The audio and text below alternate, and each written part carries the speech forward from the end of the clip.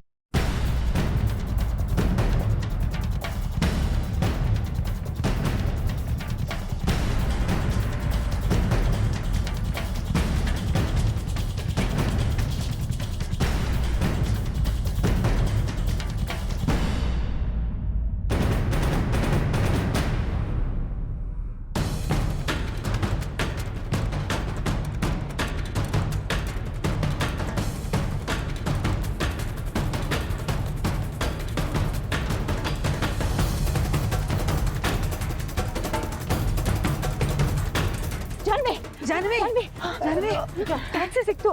Thank you ಅವ್ರು ಶ್ರೀನಿಧಿ ಅವ್ರ ರೂಮಲ್ಲೇ ಮಲಗಿದ್ದಾರೆ. ಅರೆ ಜಾನ್ವಿ,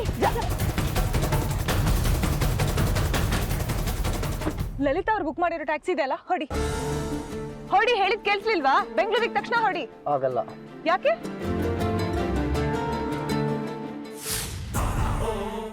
ಹಾಯ್. ನೀವಾ?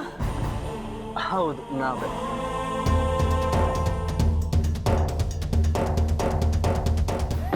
ರೀ, ನೀವ್ ಹೇಗ್ರಿ ಕಾರಲ್ಲಿ? ನಿಮಗೆ ನಾನು ಕಾಫಿಯಲ್ಲಿ ನಿದ್ರೆ ಮಾತ್ರ ಹಾಕಿದ್ರಿ. ಅದನ್ನ ಕುಡ್ದು ನೀವಿಲ್ಲಿ ಹೇಗೆ? ಅಂದ್ರೆ ಈ ಕಲ್ಯಾಣಿ ಅವರು, ಲಲಿತಾ ಅವರೆಲ್ಲ ನಿದ್ದೆ ಮಾತ್ರ ಅಂತ ಸುಳ್ಳು ಹೇಳಿದ್ರ?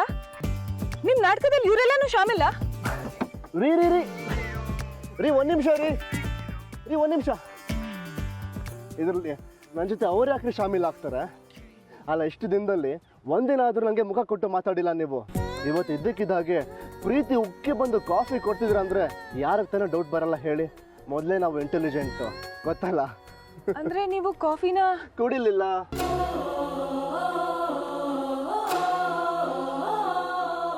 ಅಲ್ಲೇನ್ರಿ ಟ್ಯಾಕ್ಸಿ ಕಡೆ ನೋಡ್ತೀರಾ?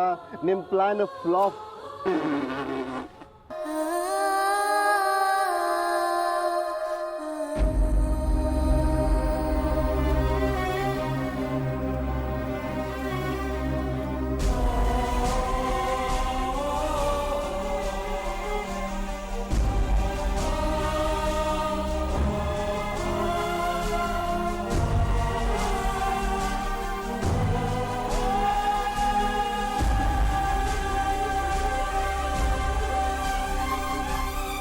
ಅಬ್ಬಾ, ಅಂತೂ ನಾವು ಗೆದ್ಬಿಟ್ವಿ. ಜಾನ್ವಿ ತಪ್ಪಿಸ್ಕೊಂಡು ಹೋಗಕ್ಕೆ ನಾವು ಬಿಡ್ಲಿಲ್ಲ. ತಪ್ಪಿಸ್ಕೊಂಡು ಹೋಗಿದ್ರೆ ನಾವ್ ಇಲ್ಲಿ ಬಂದಿರೋದೆಲ್ಲ ವೇಸ್ಟ್ ಆಗಿರೋದು. ನಮ್ ಶ್ರೀ ಒಳ್ಳೆ ಹೀರೋ ತರ ಕರೆಕ್ಟ್ ಟೈಮಿಗೆ ಬಂದ್ಬಿಟ್ಟ. ಚಿಕ್ಕ ವಯಸ್ಸಲ್ಲಿ ಕಣ್ಣ ಮುಚ್ಚೆ ಆಡ್ತಿದ್ವಲ್ಲ, ಹಾಗಿತ್ತು. ನನ್ನ ಹೆಂಡತಿಗೆ ಸಂಕಟ, ನಿಮ್ಗೆಲ್ಲ ಆಟನಾ? ಅಯ್ಯೋ ಹೌದು, ಅದು ಹಂಗಲ್ಲ ಕಣ. ಶ್ರೀ, ನಂಗೊಂದು ಡೌಟ್. ಕಲಾಕ ನಿಜವಾದ ಸ್ಲೀಪಿಂಗ್ ಟ್ಯಾಬ್ಲೆಟ್ ನ ಲಲಿತಾಕ್ಕನ್ ಕೈ ಕೊಟ್ಟು ಜಾನ್ವಿ ಹತ್ರ ನಿನಗೆ ಕೊಡ್ಸಿದ್ರು. ಆದ್ರೂ ನೀನ್ ಕರೆಕ್ಟ್ ಟೈಮ್ ಹೇಗೆ ಬಂದೆ? ಆಮೇಲೆ ಅತ್ತಿ ನಾನು ಎಷ್ಟು ಎಪ್ಸಿದ್ರು ಹೇಳಲೇ ಇಲ್ಲ. ನಾವೆಲ್ಲನೂ ಪ್ರಯತ್ನ ಪಟ್ವಿ. ಹೇಗೋ ಅದು? That is free.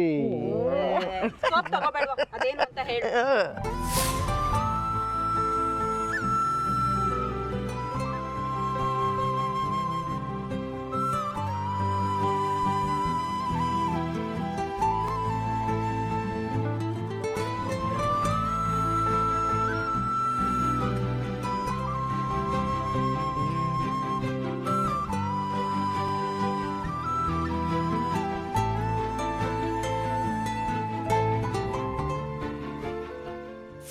ಯಾವಾಗ ಕಲಮ ಮಾತ್ರ ತಂದು ಕೊಟ್ಟಿದ್ದಾರೆ ಅಂತ ಗೊತ್ತಾಯ್ತು, ಆಗಲೇ ಡಿಸೈಡ್ ಮಾಡಿಬಿಟ್ಟೆ ರಿಸ್ಕ್ ತಗೊಳ್ಳೋದು ಬೇಡ, ಕಾಫಿ ಕುಡಿಯೋದು ಬೇಡ ಅಂತ.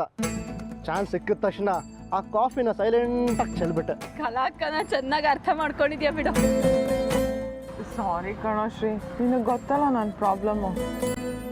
ನಥಿಂಗ್ ಬ್ಯಾಡ್ ಹಸ್ ಹ್ಯಾಪನ್ಡ್ ಯಾ, ಚಿಲ್. ಅದೇ ಆದ್ರೆ ಜಾನ್ವಿ ತಪ್ಪಿಸ್ಕೊಂಡು ಹೋಗೋದನ್ನ ನಾವು ತಡೆದ್ವಿ ಅಂತ ನಾವೇನು ತುಂಬಾ ಖುಷಿ ಪಡೋ ಹಾಗಿಲ್ಲ. ಅವಳು ಮತ್ತೆ ತಪ್ಪಿಸ್ಕೊಂಡು ಹೋಗೋಕೆ ಪ್ರಯತ್ನ ಮಾಡೇ ಮಾಡ್ತಾಳೆ. ಆದಷ್ಟು ಬೇಗ ನಾವು ಅವಳಿಗೆ ಹಳೆ ನೆನಪು ಬರೋ ಥರ ಮಾಡಬೇಕು.